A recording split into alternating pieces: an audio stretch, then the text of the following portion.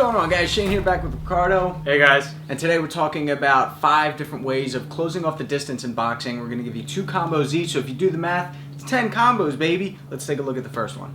Okay, so before we look at the first concept, I'm going to get very conceptual with you guys, and we're going to talk about the idea of the bubble. The bubble is a great way of understanding range and distance control here. So this is one thing I teach Ricardo all the time. I say, hold your jab hand out in front of you. All right, now imagine that there's this force field that goes around this way, because he can move his jab out this way right now. That's the circumference of his bubble.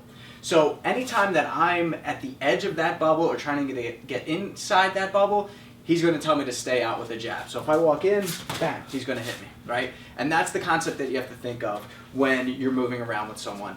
If it's Muay Thai, if it's kickboxing, if it's something a little bit different, then your bubble is going to be a little bit longer because your legs are a little bit longer.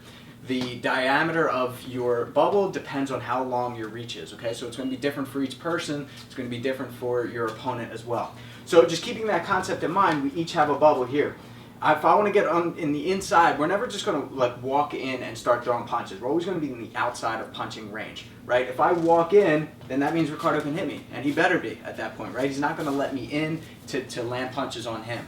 So that's why you always see they're outside of range when boxers are squared up, and then when they throw a punch, they have to step in. They have to close off that distance when they throw it. And then usually they're cutting an angle, or they're springing back out of range, or they're crashing the range and they're clinching up, okay? So keeping that concept in mind, let's look at the first one, which is slipping on the outside. All right, so the first combo we're going to do is what Ricardo and I call a zigzag. So let's say I am walking him down, and I'm really putting the pressure on him, and he tries to keep me out with his jab when I get to the edge of his bubble. I come in, bang, I'm going to get to the outside, and I'm going to get that zigzag motion. So let's break down what I'm doing there.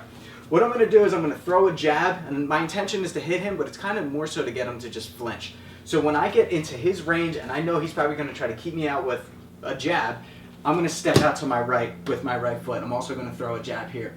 So like I said, I can hit him with this, great, that's added bonus, or I can just get him to flinch. But now I'm going to step forward and advance. As I throw my right hand, my left foot goes forward. Bang. And then I can follow up with another jab from there, because usually they're going to get caught, they're going to start to fade away. So let's show that in full one more time. I step in, bang, bang, and then I can follow up with another one. All right, feel good with that one? Yep. All right. One in, and bang, bang. Yeah, exactly. Getting on the inside, he can work the body shot from there if I'm still in the same position, or if I'm backing up. This is one we practice a lot. Come in, bang, bang. Just kind of chases me down with another double jab and cross, putting that pressure on me. I can also slip to the outside if I go to the left. So if Ricardo throws a right hand, I get to the outside. Now I got the liver shot. I got the uppercut here. So a good way to set this up is I'm just going to jab him on his jab hand. A lot of times if I occupy this hand, he's going to want to throw the hand that's free. When he throws that right hand, I'm waiting for it, I time it, and now I got that opportunity to get on the inside there. Okay, so those are 2 different ways of slipping to the outside, but getting on inside range. Okay, so that's slipping to the outside. Now we're going to talk about slipping to the inside, and then once we're done with that, we're going to talk about how to do this with southpaws, because I know you guys are thinking, well, I'm a southpaw, or what if I go against a southpaw? We'll get there, I promise. So now let's talk about slipping to the inside. So we talked about occupying the hands. If I want to force a jab out of Ricardo, one thing I like to do is I'll throw a jab to his cross hand.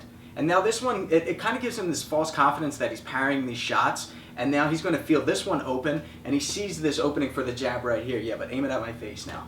Yeah, what I'm going to do is right as he does that, I'm slipping my head to the inside, and I'm coming over top with an overhand right, okay? So in real fight speed, it would look like this. I'm kind of timing it, waiting for it, bang, and I'm coming over top right here.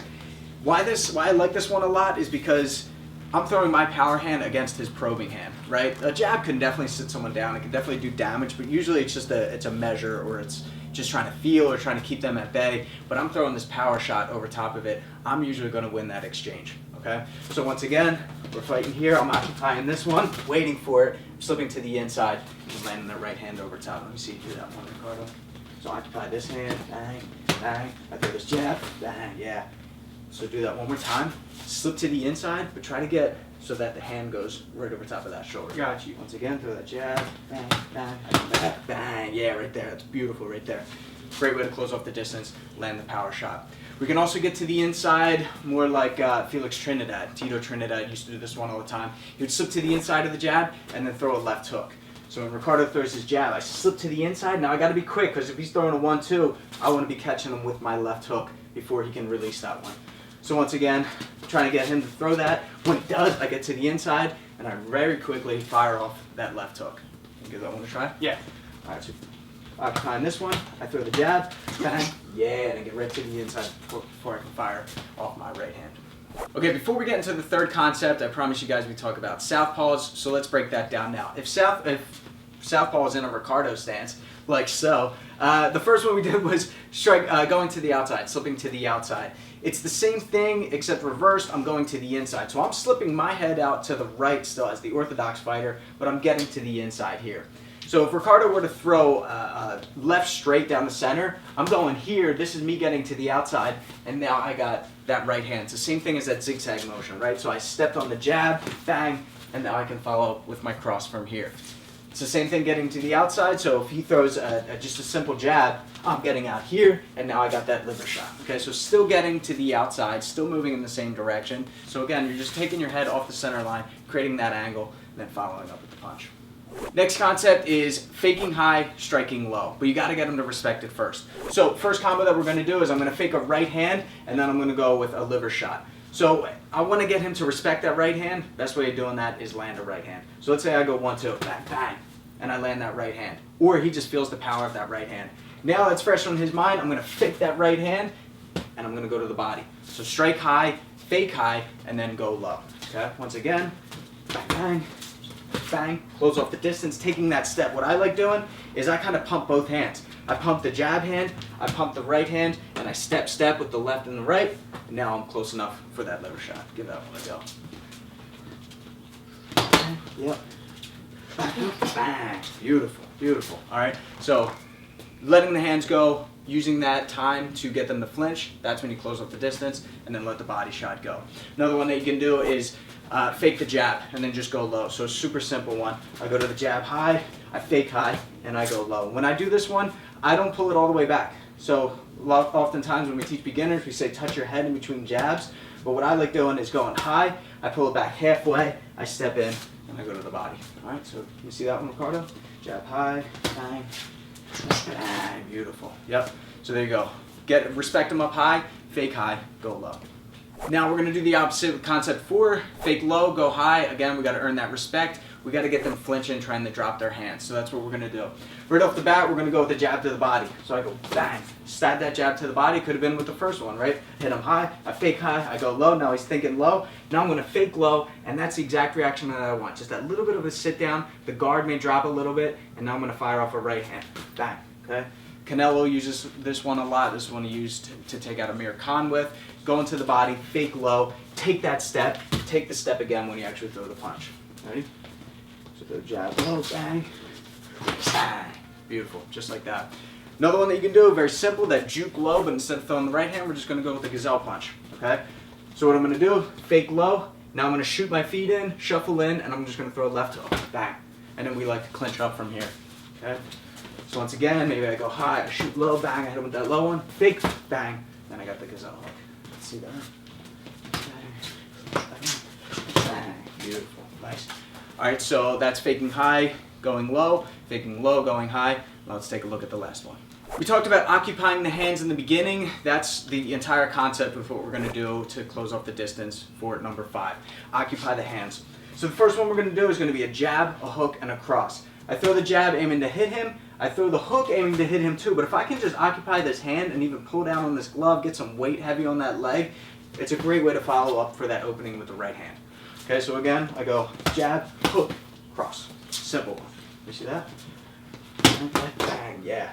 And you can see he's sort of just inching his way in as he does that. And we like to fade off to the left to get a nicer angle too. So jab, fade off to the left, and then fire off that right hand. One more time, let me see. Jab, hook, bang, right down the center. Nice. Next one that we're going to do is trap the hand. So a little bit more advanced of a technique, but I think you guys will like the way this looks. So I'm going to throw a 1-2, and I'm going to put a little bit of an arc on the 2. I can throw it like a punch, or I can literally pull down on the hand. But as I do it, I want my rear leg to catch up, and I'm going to switch my stance, or more so just create an angle. I'm not going to fully walk into it. I'm going to bring this foot out to the side so that I can load up my left hook to the body. So it looks like this.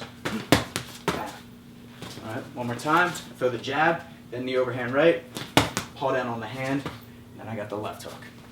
See that one? Beautiful. All right, guys, there you have it. 10 different combos that you can practice for closing off the distance. Alright guys, so remember the concept of the bubble. Don't be throwing punches from too far away. Don't be taking too big of steps with your footwork. Micro steps is the way to go. That's how you're going to move a little bit quicker, and you're always going to be in a better balanced position so that you have more power on your shots, better accuracy, all that stuff. Alright, so be patient, especially going against the taller fighters. Until next time, be sure to keep an eye out and sign up for our email list down below for when we release our online courses on fightTIPS.com. Big things coming. If you like the format of these style videos and these drills, then you're going to love what we got coming to fightTIPS.com. Like I said, click the link in the description below and get exclusive access before everyone else does. And subscribe to get the fight tips before your opponent does. I'm Shane. I'm Ricardo. Fight Tips for the underdogs.